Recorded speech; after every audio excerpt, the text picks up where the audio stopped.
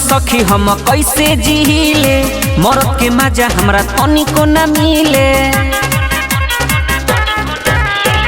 ससुरा में सखी हम कैसे जिहिले, मरद के मजा हमरा तनिको न मिले। ऐसा बात बा दही के सुन कबो मलाई ना होला, हमारा सोइया के सलाई से भलाई ना होला।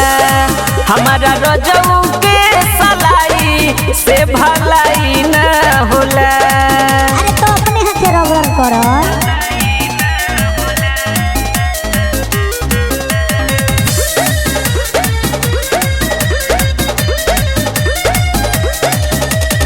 झूठो के शादी सुन सखी हो भइल, आज ले छूटल न जवानी के माइल। झूठो के शादी सुन सखी हो भइल, आज ले छूटल न जवानी के माइल।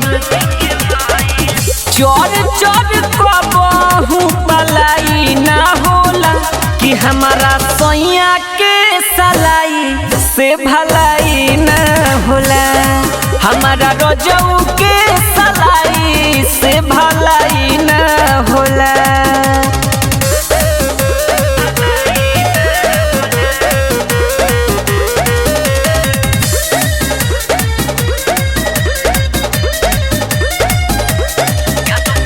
या तो बजरंगी के कहीं का कमी, सखी रे उनका में नइखे हो नामी।